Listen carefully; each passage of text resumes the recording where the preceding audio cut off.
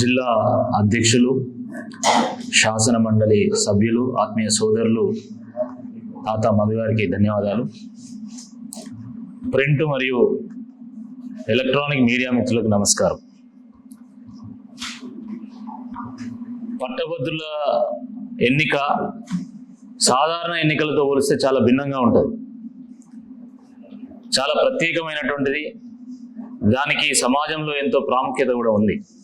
ఎందుకంటే ఈ ఎన్నికల్లో మేధావులు, విద్యావంతులు, ఎంతో విచక్షణ కలిగినటువంటి వాళ్ళు, వివేకవంతులు వాళ్ళందరూ కలిసి ఓటు వేసి ఒక అద్భుతమైనటువంటి ఒక తీర్పుని ఇస్తూ ఉంటారు. ఈ తీర్పు ఎప్పుడు కూడా సమాజానికి ఒక దిక్సూచిలా ఉంటుంది.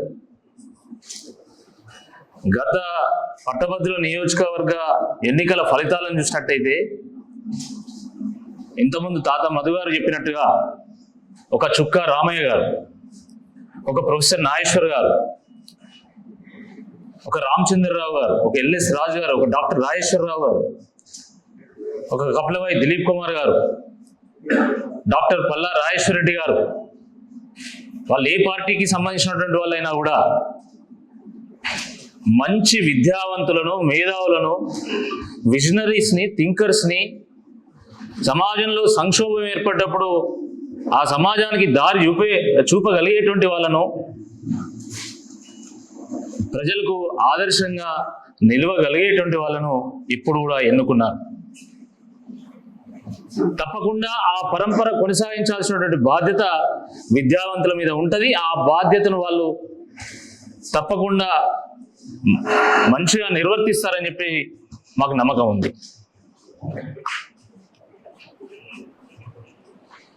రెండుసార్లు కేసీఆర్ గారి ప్రభుత్వాన్ని చూసిన తర్వాత ఒకసారి వేరే వాళ్ళకి అవకాశం ఇద్దామని, మార్పు కోసం ప్రయత్నం చేద్దామని ప్రజలు కాంగ్రెస్ పార్టీకి ఈసారి అవకాశం ఇచ్చారు. 6 గ్యారంటీలు, 420 హామీలు ఇస్తే ప్రజలు కూడా వాటిని నమ్మి ఒకసారి వీళ్ళకి అవకాశం ఇద్దామని చెప్పేసి కాంగ్రెస్ ప్రభుత్వాన్ని తీసుకొచ్చుకున్నాం. అటువంటి ఈ కాంగ్రెస్ పార్టీ అభ్యర్థి ఒకవేళ రేపు ఓడిపోయినా కూడా కాంగ్రెస్ ప్రభుత్వానికి వచ్చేటువంటి ముఖ్యం లేదు.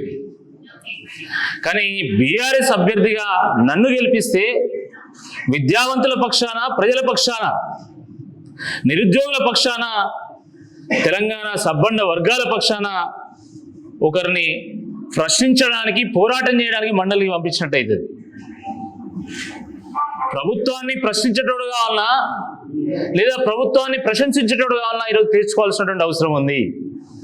ప్రభుత్వాన్ని ప్రశ్నించేవాడు కావాలా లేదా ప్రభుత్వానికి తొత్తుగా మారినటువంటి వ్యక్తి కావాలన్నా తేల్చుకోవాల్సినటువంటి అవసరం ఉంది. కాంగ్రెస్ పార్టీ అభ్యర్థి నేను ప్రశ్నించే గొంతుగా అంటాడు. చాలా గమ్మత్తు ఉంటుంది. కాంగ్రెస్ ప్రభుత్వం వచ్చి 5 నెలలు అయింది. నిరుద్యోగ భృతి ఇస్తామన్నారు, దాని ఊసు లేదు. జాబ్ క్యాలెండర్ ఇస్తామన్నారు, దాని మీద ప్రకటన లేదు. నోటిఫికేషన్స్ ఇస్తామన్నారు, దాని మీద చర్చ లేదు.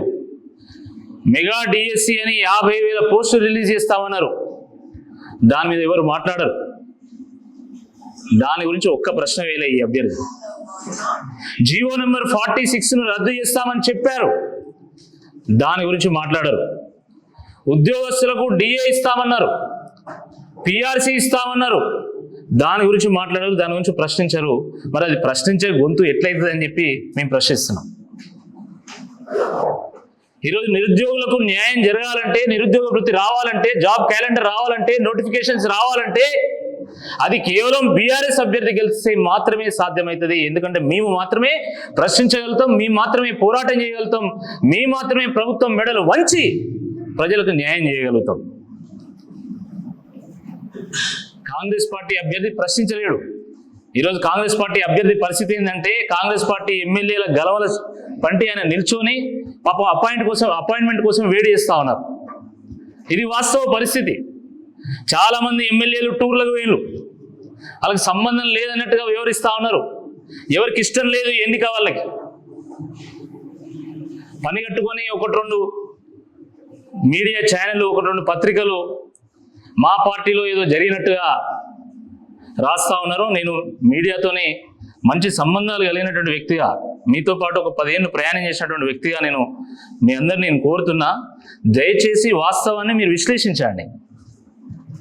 ఒకరిద్దరు నాయకులు వాళ్ళ వ్యక్తిగత కారణంతోనే అది ముందస్తు సమాచారం ఇచ్చి వారు సమావేశానికి రాకపోతే మొత్తం అసలు ఎవరు రాలేదన్నట్టుగా రాస్తున్నారు. కానీ కాంగ్రెస్ పార్టీకి అభ్యర్థికి ఉన్నటువంటి సపోర్ట్ ఏందో దాని గురించి మీరు ఎందుకు విశ్లేషణ చేయడం లేదు? అది కూడా విశ్లేషణ చేయాల్సిందే నేను కోరుతున్నా. నిష్పక్షపాతంగా మీరు ఉంటారు డెఫినెట్గా, కాబట్టి దాని రకంగానే ఆ విశ్లేషణ కూడా ఉంటే బాగుంటుందని చెప్పి ఈ సందర్భంగా నేను కోరుతున్నా. కాబట్టి ప్రశ్నించే గొంతును ఎన్నుకుంటే బాగుంటుంది, ప్రశంసించే గొంతును కాదు అని చెప్పి గుర్తు చేస్తున్నా. మా ప్రశ్న ప్రజల కోసం తప్ప మా ప్రశ్న పైసల కోసం కాదు. మా పోరాటం పరిష్కారం కోసం తప్ప మా పోరాటం పైత్యం కోసం కాదు. మా ఆరాటం ఒక ఆశయం కోసం తప్ప మా ఆరాటం ఆదాయం కోసం కాదు. మా మాట ఒక విజన్ కోసం తప్ప మా మాట వ్యూస్ కోసం కాదు. మేము ప్రజల కష్ట సుఖాలను షేర్ చేసుకుంటూ వాళ్ళ అభిమానం కోసం ప్రయత్నం చేస్తాం తప్ప యూట్యూబ్లో వ్యూస్ కోసం, లైక్ల కోసం, కామెంట్ల కోసం చెయ్యం. కాబట్టి దీన్ని కూడా తప్పకుండా ప్రజలు గమనిస్తారని చెప్పి నేను భావిస్తా ఉన్నా.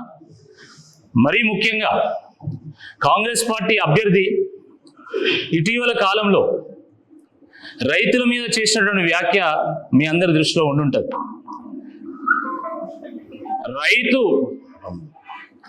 రైతు ఆకలితోనైనా కడుపు మార్చుకోనైనా ఉంటాడు. రైతు అవసరమైతే చావడానికైనా సిద్ధంగా ఉంటాడు, కానీ ఆత్మ గౌరవాన్ని దెబ్బతీస్తే మాత్రం ఊరుకోడు. ఆత్మ గౌరవంతో జీవించేటువంటి వ్యక్తి రైతు. అలాంటి రైతుకు రైతు బంధు ఎందుకు ఇయ్యలేదంటే నేను చెప్పుతూ కొడతా అన్నాడు. ఈరోజు గ్రాడ్యుయేట్స్ లో అత్యధిక మంది రైతు బిడ్డలే. నేను వ్యవసాయం చేయకపోవచ్చు, కానీ నేను రైతు బిడ్డను. ఆ రకంగా అత్యధిక మంది, దాదాపు 70-80% మంది రైతు బిడ్డలే ఈరోజు గ్రాడ్యుయేట్స్ గా ఉన్నారు. గ్రాడ్యుయేట్ ఓట్స్ రిజిస్టర్ చేసుకున్నారు. తప్పకుండా రైతుల ఆత్మ గౌరవం మీద దెబ్బ కొట్టింది కాబట్టి ఆ రైతు బిడ్డలు తప్పకుండా ఓటుతోని దెబ్బ కొడతారు ఆ కాంగ్రెస్ పార్టీని, కాంగ్రెస్ పార్టీ అభ్యర్థిని అని చెప్పి ఈ సందర్భంగా గుర్తు చేస్తున్నా. ఈ 3 జిల్లాల్లో ఉన్నటువంటి, ఉమ్మడి జిల్లాల్లో ఉన్నటువంటి రైతు బిడ్డలందరూ కూడా ఆలోచించాలి. ఆకలికైనా ఓర్చుకుంటాం, కానీ ఆత్మగౌరవాన్ని మనం చంపుకోలేం. తప్పకుండా మన ఆత్మగౌరవం మీద దెబ్బ కొట్టినటువంటి వాళ్ళకి బుద్ధి చెప్పాల్సినటువంటి సమయం ఆసన్నమైంది. మిత్రులారా, ఇంతకుముందు మధు గారు చెప్పినట్టు ఖమ్మం జిల్లా చాలా చైతన్యవంతమైన జిల్లా, రాజకీయంగా ఎంతో ముందు చూపుతో వివరించేటువంటి జిల్లా. తప్పకుండా ఈ ఎన్నికల్లో కూడా ఒక మంచి ఫలితాన్ని ఇచ్చి సమాజానికి ఒక దిక్సూచిగా మళ్ళీ ఖమ్మం జిల్లా నిలుస్తుందని చెప్పి మేము భావిస్తా ఉన్నాం. నా గతంలో ఖమ్మంలో, కొత్తగూడెంలో బీజేపీ ఇన్ఛార్జిగా కూడా నేను పనిచేశాను. విస్తృతమైనటువంటి సంబంధాలు నాకు కూడా ఉన్నాయి.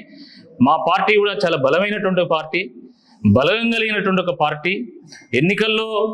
అసెంబ్లీ ఎన్నికల్లో ఓడిపోయి ఉండొచ్చు, కానీ బీఆర్ఎస్కు ఉన్నటువంటి బలగం ఈరోజు రాష్ట్రంలో ఏ పార్టీ కూడా లేదు. తప్పకుండా కేసీఆర్ గారి ఆశీర్వాదంతోని, ప్రజల ఆశీస్సులతోని, మా నాయకత్వం యొక్క చొరవతోని తప్పకుండా మేము ప్రతి ఓటర్ని కలుస్తాం. ప్రతి ఓటర్కి వాస్తవ విషయాన్ని చెప్తాము. ఓటర్ యొక్క ఓటుని అభ్యర్థిస్తాం.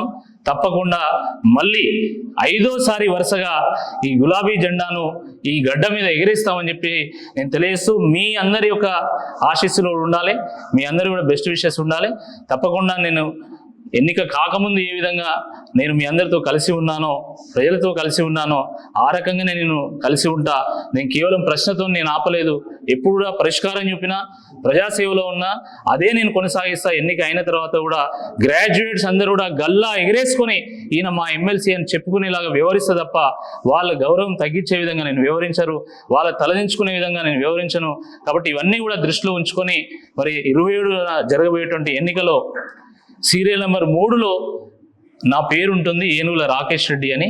దానికి ప్రథమ ప్రాధాన్యత ఓటు వేయాల్సిందిగా ఈ సందర్భంగా అందరినీ నేను విజ్ఞప్తి చేస్తున్నా. ధన్యవాదాలు. అసలైన తొలి వెలుగు. ఫాలో వాట్సాప్ @తొలి వెలుగు official.